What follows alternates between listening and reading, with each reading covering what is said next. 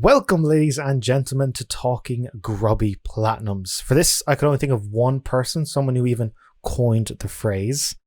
This person uploads frequently on YouTube, excellent videos about gaming and platinum trophies, has their own platinum podcast, which I've been had the honor and privilege of being a guest on. Is it still the most viewed episode? I think it might be 7,000 views now. I'm not keeping track though. Ladies and gentlemen, please welcome Lewis, also known as Platinum Bro. Hello everybody. Thank you very much for having me on, Adam. I'm looking forward to talking Trophy Anonymous with you and talking about my pains of hunting trophies. Yes, indeed. Now, we did talk about earlier how this is a rather casual affair, so I have come equipped with supplies. I have also come equipped.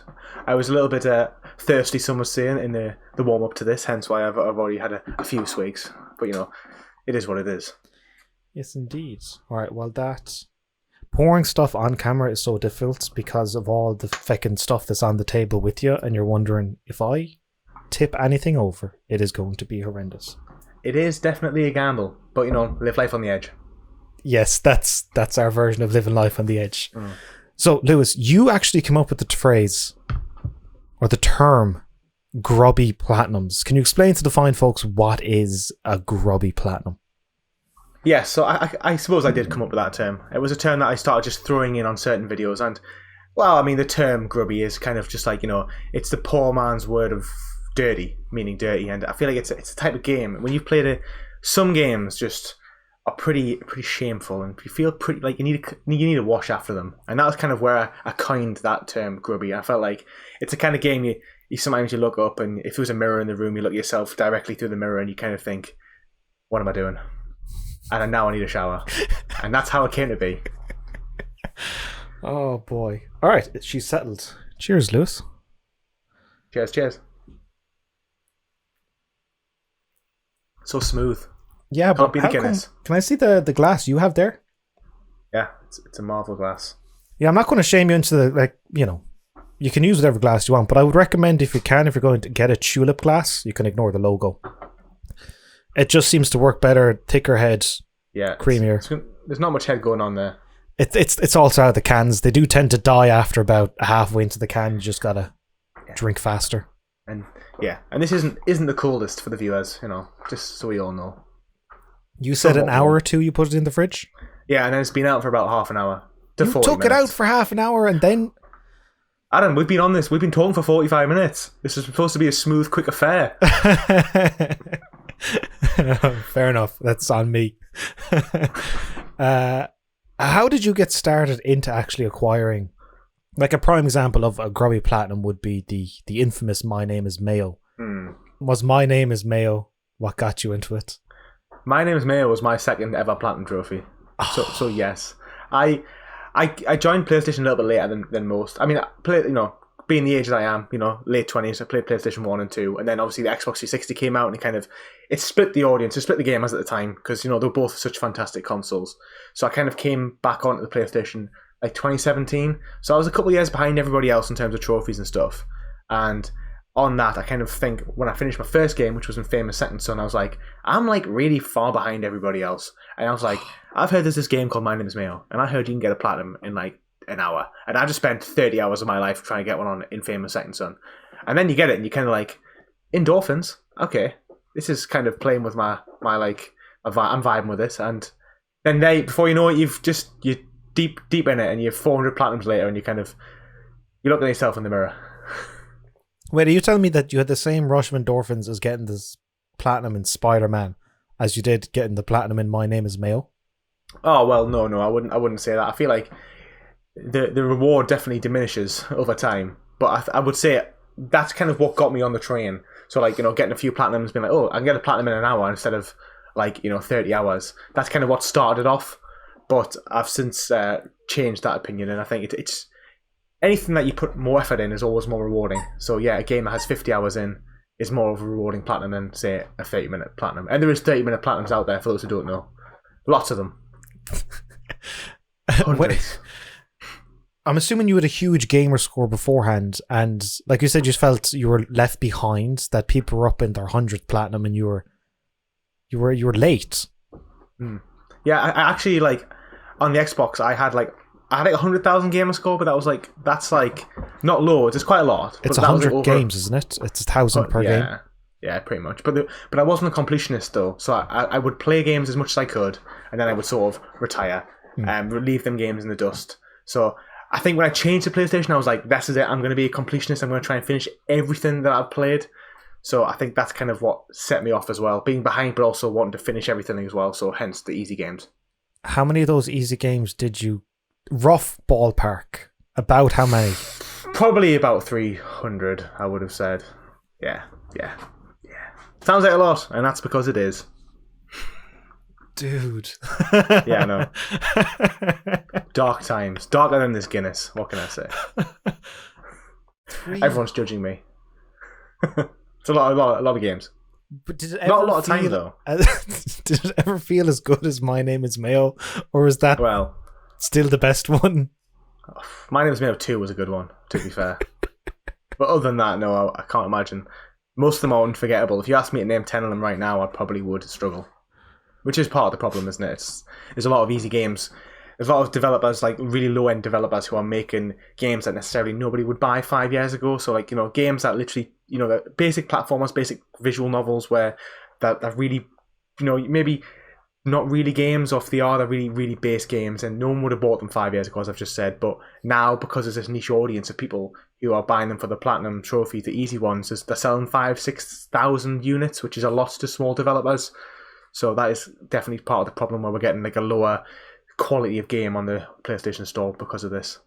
Do you believe that I know there's the belief that the PlayStation Store the overall quality is diminished by the abundance of these Grubby Platinums? I think it's a hard question because there's thousands. I think PlayStation and Sony need to vet their games more. I think there is definitely a lot of low quality games coming on the PlayStation, and I do support indie games. Like, there's been some great indie games like Hollow Knight, and there has been some fantastic games made with really small developers. But I think when a game can run on like a 10-year-old iPhone, should it really be coming on a console, on a ecosystem which is a PlayStation 4 and PlayStation 5, when it could be played on something more simple? Counterpoint would be all the Final Fantasies from 1 to 6. They can all run on mobile. That's also true. I mean, yeah, that's true. But I suppose they aren't indies, are they? And they were already established games. And they are probably those all would have had a considerably larger creation time than these games where I'm referring to. So as in a new game made with the current resources that developers have, if it can be played on a 10-year-old iPhone, should it be allowed on console? Potentially. I suppose as well, it's more the fact that if it's seeing the games we can make, we literally have just seen a trailer for God of War Ragnarok. We're seeing the games that can be made today, and then we're seeing games that are coming out at the same time. The same day God of War Ragnarok comes out on PlayStation, there'll be another game that comes out which somebody spent 30 hours of their life making in that spare time, and that's getting released for 20%, 5% of the price of God of War, £5 instead of 70. That's bad maths, but you get my point. But then the idea as well is that should that game also be on there if it's literally been made so easily, such a low quality game? Yeah, there's different philosophies that should you maintain quality or should you allow, because you never know where the next breakthrough is going to come from. Yeah, but I suppose that's why you have that's why you have a team that assesses game quality. Yeah. Because I'm not talking about a game that might be good and someone might like it. We're talking about games that we've seen thousands of times before. They're just Mario rip-offs that they've only got 10 levels. Mario has hundreds of levels. 10 levels of Mario, and that's it. 1 sec. Yeah, that's the dog. Want to take your time. He literally just keeps going and getting different toys, and then squeezing them. Okay. I forgot what I was saying. That's okay. About quality, mate. I'm kind of on the mind of just let almost anything on. Oh, I'm different. Yeah, I don't mind because I'm not going to. So long as there's good curation, so long as PlayStation Store now has the editor picks or recommendations, like the whole Macho Man thing, the cream will rise to the top. I mean, that makes sense. Yeah. I suppose I'm not really in this corner. I'm diehard. You do have a very valid point there that the bad games will remain unpurchased. But I suppose the counter argument is the fact that most of them the cream of the crop will rise to the top. Oh, rhyme there. But there's this kind of like counter insurgence of easy games which are probably selling considerably more than what they actually should. I guess, yeah. I don't think there's... I'm not sure if there's a right answer. I'm not sure if Sony has even figured out what they're doing yet. They're kind of doing both. I think Sony just want money. They don't care. What? A giant company wants more money? More money. Thing is, though, I love this quote from Thor 3, which Thor says to Loki. He says, "You are the god of mischief, but you could be so much more." And I feel like that applies to... You can apply it to so much stuff, and you can apply it to games companies. Yes, you are a massive company that wants a lot of money, but you can be more than that. You can have integrity, you can have morals, and still make a lot of money. Don't just be that faceless company. EA, if you're watching this... but EA have... What's your man? Andrew Hauser? Have you read the story of how EA came to be? It's pretty tragic. No. It's just like cut everybody who made the company after like 5 years. It's pretty sad. The corporate world is one I'm not fit for. No, me neither. It's quite ruthless. Yes. Cutthroat, some would say. Yeah. Of all the Grubby Platinums you got, when... I said to you earlier, I feel like I'm interviewing a former recovering drug addict. Yeah, fair. Well, I didn't realise it was 300. Yeah. Now I'm like, I must have been on the hard stuff. Yeah. Now you're worried. Now you're thinking, should this guy even be on here? This guy needs professional help. When did you hit your bottom? When did you go, okay, I can't do this anymore? And I've got the perfect answer. Oh, go on. So I have actually stopped playing these games, and I made a few videos on my channel about as to why. Obviously, my opinions of the state of the game and the games being published is obviously quite at the forefront.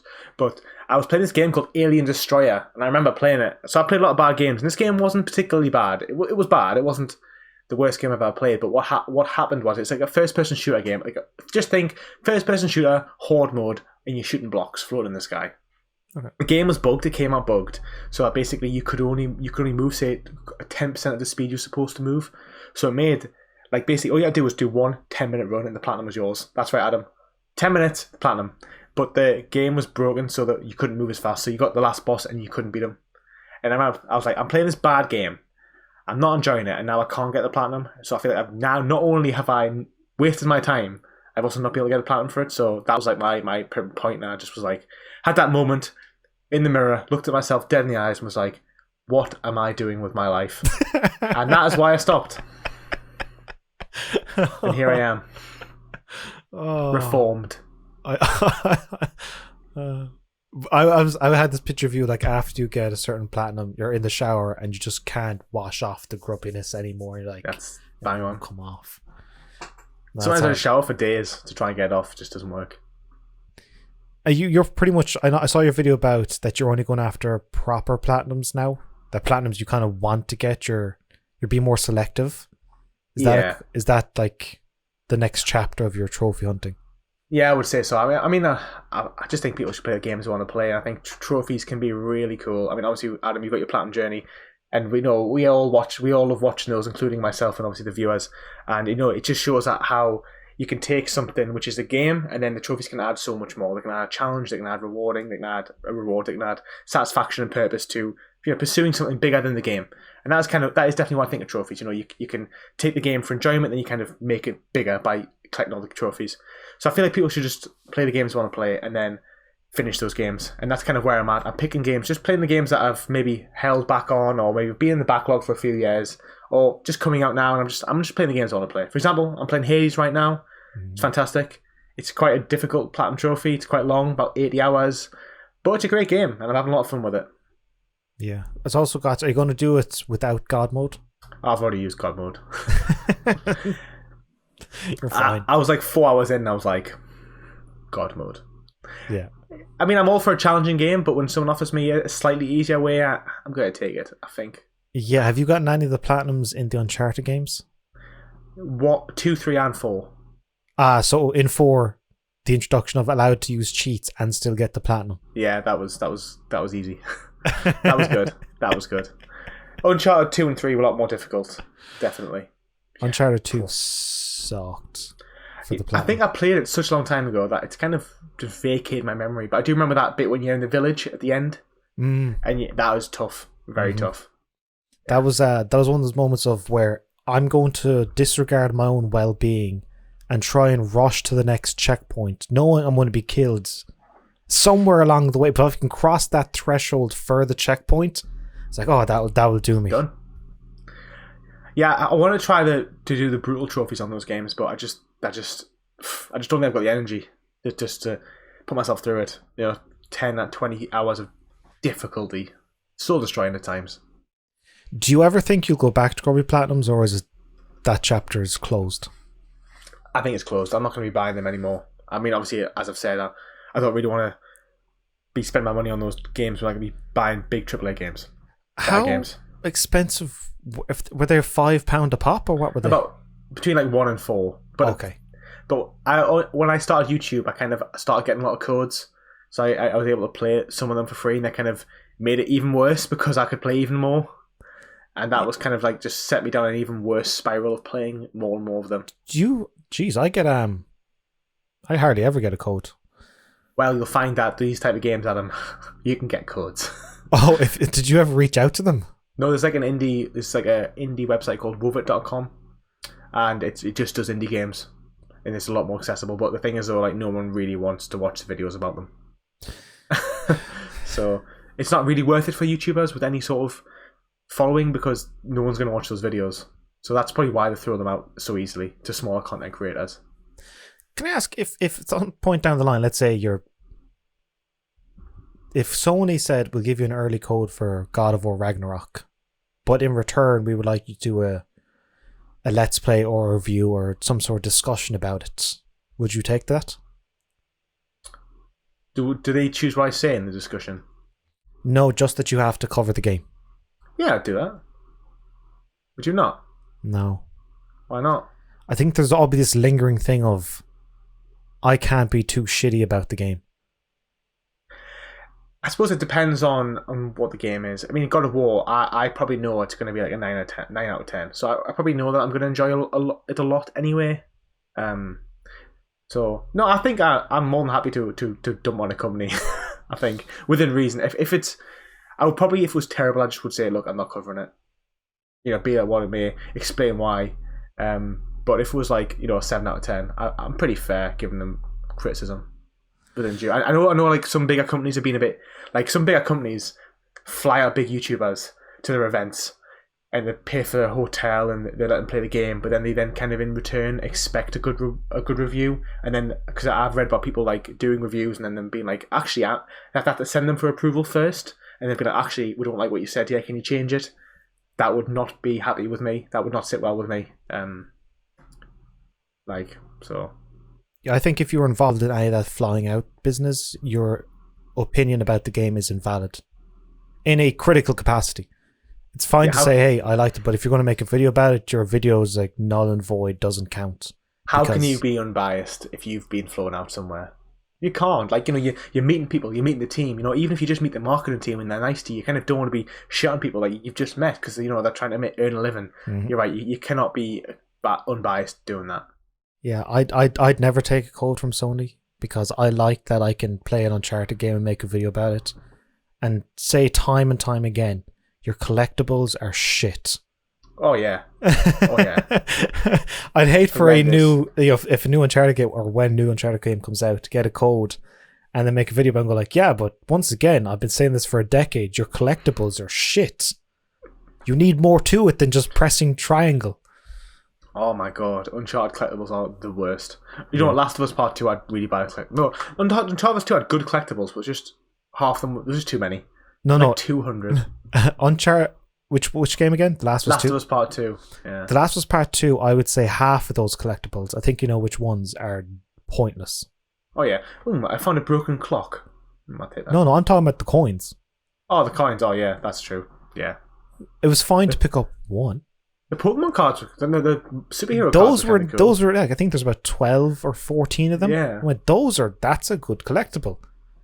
That's stuff that you actually look at and you kind of read and you turn it over and it's like, oh yeah, there's a bit of cool, I like this. But picking up, yeah. Yeah, Uncharted 4 was like that as well. Uncharted 4, dog shit collectibles. Yeah. I mean, realistically, if Nathan Drake found those collectibles, it probably would be worth an absolute fortune. Some of them. He's like, oh, a pirate coin. Yeah, that's going to be worth a bit of money. I'm wondering, why are you going on an actual treasure hunt? You found 300 treasures already. You've literally found like a sunken anchor, and you've just... So why are you going to go kill 400 mercenaries to go find more? How do you get... Because I'm going through Uncharted The Lost Legacy at the moment. I've gotten all the collectibles. But it's collectibles and photos and optional conversations. How do you go about getting them? Because what I do is I bring up a video guide. I watch the video guide for 20 seconds.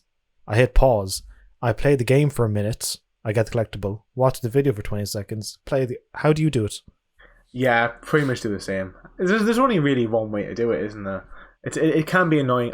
Some people might use like a walkthrough, like an actual text walkthrough, but I find you spend so much time wondering, like, is this the exact moment? They're like, oh, the treasure's to the left of the tree. You're like, I'm in a jungle. Which tree is it?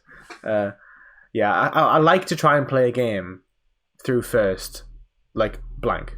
But then sometimes you find that if you play, say, a game through blank the first time, it's 8 hours of fun, and then the second time really feels like a grind because you know you could have just got the collectibles the first time round. So yeah, but if I think fewer collectibles or have... Do you know the way online trophies now are sometimes are part of a separate trophy list? Yeah. I think that should be the same thing for collectibles. Don't have it tied to a platinum. I just think collectibles can be really pointless, and what is the point to them? People who actually people who like to complete games don't like them, and people who play games normally don't care about them, so what is the point? Yeah, and I also like to kind of ask developers, how do you think players get these collectibles? They do not go around your map for 40 hours. They just watch a video or read text. Nobody's going out and doing this on their own. Well, that's why I like games that actually have them on the map. Like Assassin's Creed, I just played Darksiders Genesis, they have it on the map as well.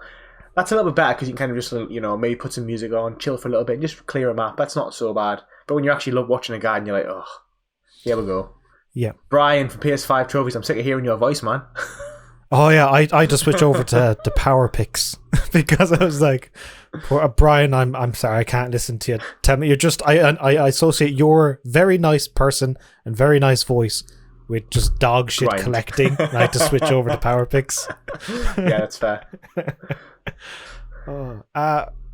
We can chat afterwards as well. But proudest platinum, we'll end on a rather positive note. I actually want to get your impressions about God of War Ragnarok as well. Yeah, we'll move on. Okay, we'll go Plats first. Yeah. Plats. Proudest platinum. I should have prepared this. Can I give you like three little cheeky ones? Just proudest platinums. Anyone asked me that, I always have like 3 or 4. So go for it. Bloodborne. There we go. Get it out. It was a platinum trophy that I was really proud of. I earned it early on this year, and I feel like that was... I was speaking to my co-host Joe recently, and he was on really told me to play it, and I was just saying it felt like I was turning a new page of my gaming life because I was trying a more challenging game, and since then I haven't played like any easy games. And obviously it is a pretty great game, but it meant quite a lot to me because of that. Very confusing though. I just find that like I played a lot of rogue games and roguelike games, and that Bloodborne can be quite confusing. It just doesn't tell you where to go at all. But nonetheless, great game. Next, I would then say is Remnant from the Ashes. It's free on PS Plus. Amazing game, guys. If you haven't played it, it's like Soulsborne but with guns. It's a lot easier, but it's a really great game. It's probably one of my top 5 PS4 games of all time now. Wow! And it's AA Studio, so buy it. Platinum Bro approves. Finally, VR Worlds, PSVR Worlds. Brutal game, so hard. It's like 5 mini games in one. One's a luge game, so lie on your back on a skateboard. You have to like beat all these time trials. You have to like do 4 tracks in a row, 4 time. Really hard. And then finally this game called Danger Ball, where you just basically play table tennis with your head, like hit the ball back. And literally, like if you imagine with a headset on for like 10 minutes straight, you kind of like for 10 minutes you kind of take it off and you kind of feel like you've had like whiplash. You're like right. Take a quick drink of Guinness and then just repeat the process for hours on end. Ultra rare trophy though, ultra rare platinum. So I'm actually really proud of that one. Definitely, I'm most proud. But it definitely was early on in my sort of gaming, whereas these two games I've just mentioned were more recent. Did you find playing Bloodborne? I couldn't figure out the menu. I couldn't figure out how to equip a weapon. I remember watching that video of yours where you ran around trying to karate chop the cleric beast. I just think the whole game's pretty confusing, to be fair. I spent like the first 3 hours wandering around. I mean, I did manage to get a weapon, but I think it's probably because I'd already seen your guide. I'd already watched your platinum journey. I was like, right, there's definitely equip weapons pretty straight on. Yeah. Well, I'm talking about the minutia of bringing up a menu, and even though you have a weapon, how to equip it. I don't remember, to be honest. I just played the Hunter's Axe the whole game. So no, because if you bring up the menu and you go into items, you could look at your items and one would be your weapons. So I used to just click on the weapon and then it would say use. And I would click use and nothing would happen. I was like, why aren't you holding the weapon? And then I realized you had to go bring up the menu and then go down to right hand 1, right hand 2, left hand down, left. So I was like, it took me ages. Like, why can't I equip the fucking weapon?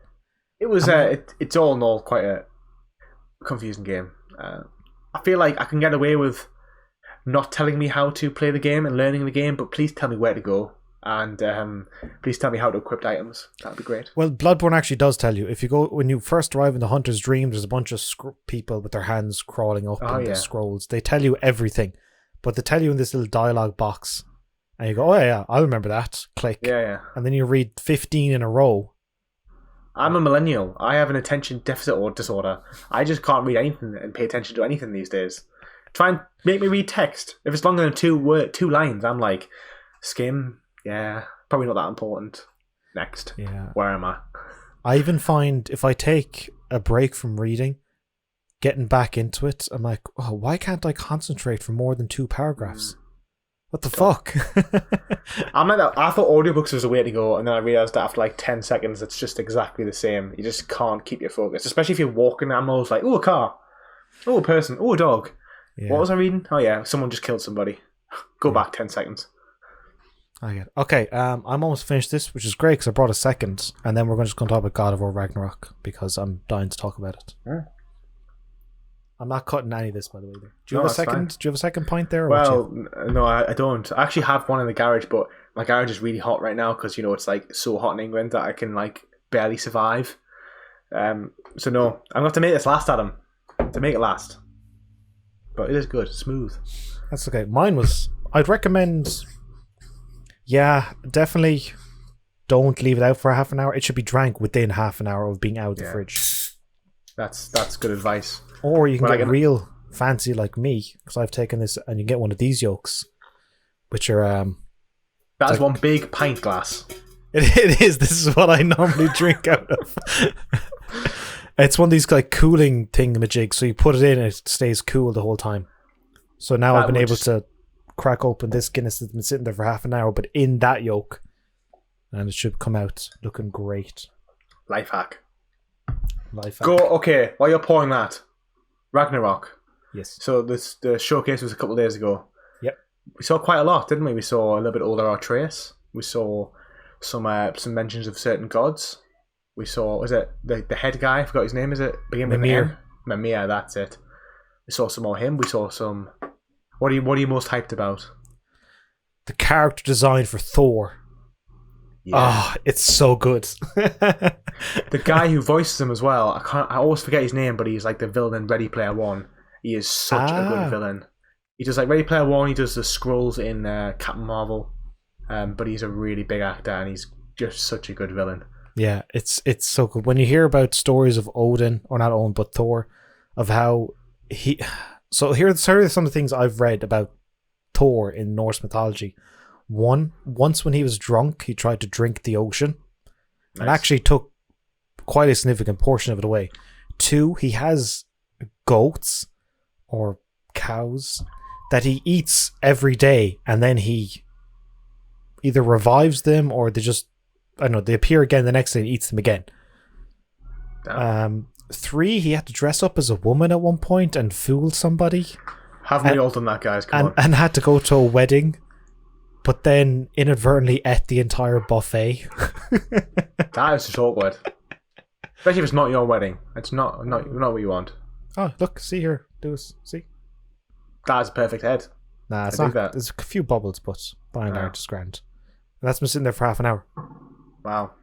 This is just like wet, flat. Still good to be fair, just a bit lacking in foam, some would say.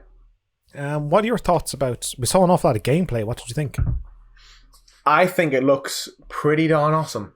I think it looks. I mean, I was saying I've actually done a video on this, and we broke it down. And I was just saying that I couldn't have followed God of War 2018 in terms of gameplay. Like I played that, I thought it was fantastic, probably some of the best gameplay I've ever played. And you kind of, when you finish those sort of games, you think, well, could they even make it better? And then you see God of War Ragnarok, and what really shone out to me was the different levels of combat. So like you saw Kratos using his Blaze of Chaos to like traverse, and then you saw him like jump off ledges onto lower levels, and it just adds this more depth to the combat. And that for me was like they are stepping it up. Like I didn't think it could be better, but it does look considerably better. And did you notice people? Did I notice people? That in the trailer, Kratos and Atreus are on a boat going through a village, and there's people around. Oh no, I didn't. Well, I didn't really pay attention to that bit, to be fair. There's no people in the first game. Yeah, there's not, is there? They just live in the middle of nowhere. One thing I did notice was the dogs, the dog sleigh. Yes, that was cool. Yeah, I don't know about you, but I think one of the faults of the first game is the boat does not handle well. I always found it cumbersome. Yeah, it's a bit like, feels like it's on rails, a bit square. Yeah, I get that. Yeah. I thought it looked the little attention to detail and animation of when Sindri is walking backwards into the shop and he kind of opens the door with his bum. I was like, oh, that's a nice little touch. Yeah, it was good. Moments. Now, someone did mention to me that visually, it doesn't look like that much of a step up, and I think that's probably because it's coming to PlayStation 4 as well, though. But I can say it is a step up. Some of the village that you were rolling through, that alone is a step up visually from the first game. Well, do you think it's going to be? Do you think the fact it's come out on PlayStation 4 that's going to hamper its ability to perform or not, or do you think it's going to? I think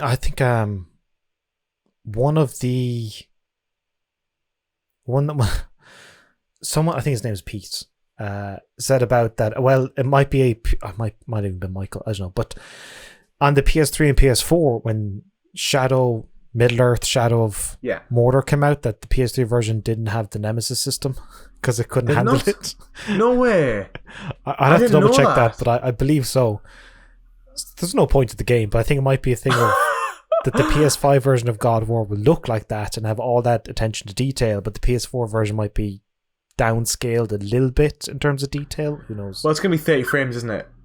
Whereas PS5 will be 60. That'll be a noticeable change straight away. I don't, buddy. I'm not on this 60 versus 30.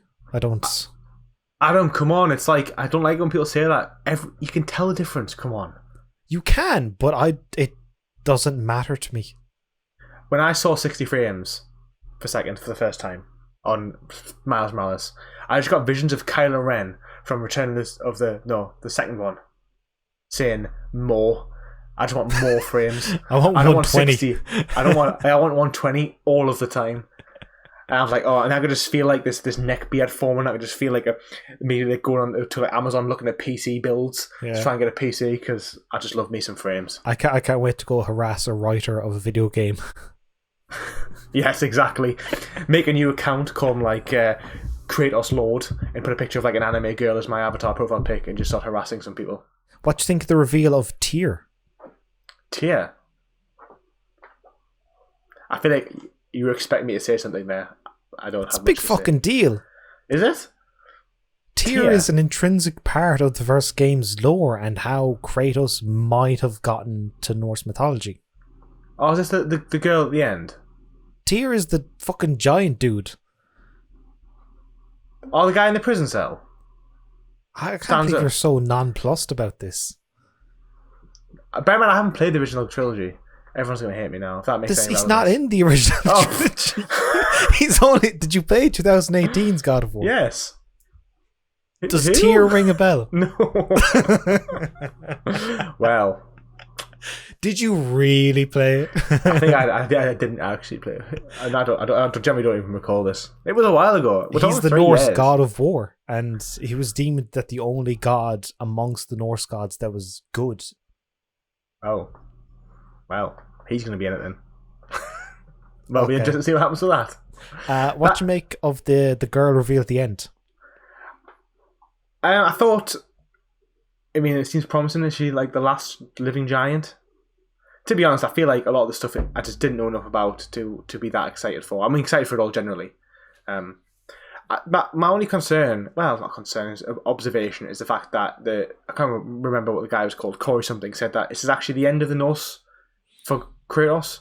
That I thought it was going to be a trilogy, but in fact they're going to not end it necessarily the series, but they're going to end the Norse mythology part of it in this game, which made me think that there's going to be a lot of antagonists. There's going to be like Odin, Thor, Freya, more than that. And like if you think of God of War 2018, there's only 3 gods in it that you fought. And now we're talking like probably already more than that. Plus, Thor's such a big character in modern world at the moment. It's quite brave to have Kratos fight and kill Thor. Obviously, this isn't a spoiler because obviously we don't know what's happening. But if that was to happen, it's quite brave because Thor's like a very lovable character because of the MCU. So like, are they gonna? Oh, yeah, Thor's a big deal. Come on. I think Chris Hemsworth is a big deal. And Thor, as a diehard Marvel fan, I would say Thor's one of the most popular, and I think it is brave. After those first 2 movies, the only thing that was keeping it going was Chris Hemsworth and Natalie. Oh yeah, I mean, those first 2 films are utter garbage, but they were since saved with Thor 3 and Avengers. So. Yeah, but I don't know. I don't think people give a shit about Thor in general. Maybe not. I think the fat man-child is going to be the best Thor. I mean, that would be excellent to see, to be fair. It's a great thing. We can all let ourselves go and we can just say, hey, I'm not out of shape. I've got the body of a god. That's true. I'm just cosplaying as Fat Thor. It took dedication to get to this shape. Okay, don't you criticize me. Boys have 6-packs. Men have kegs. Exactly. Okay. Lewis, I won't keep much longer. Any final thoughts? Anything you'd like to talk about before we go? No, I feel cured, Adam. I feel that this discussion has made me bring up all my dark trophy times, and I'm happy to put them behind me. Happy to move on. But also, my final thought will be, actually, to be fair, is I don't like to try and talk down to anybody. I don't like to people feel like that they can't play the way they want to play. And if you are like competitive on the leaderboards, which is a big part of why you play a lot of easy games, then you just do you. And you know, I'm not anybody to say otherwise or to criticize you for doing that. If that's what you enjoy, if that gives you purpose in your gaming, then that's absolutely brilliant and good for you. Yep, I would echo that sentiment. It's your money, your time, spend it how you want. Okay, with that bit of wisdom, we'll say goodbye, folks. Thank you, Lewis, for joining me. The father. There's no second. It's the father of the term Grubby Platinums. Thank you all for joining us, and until next time, take care. Peace out.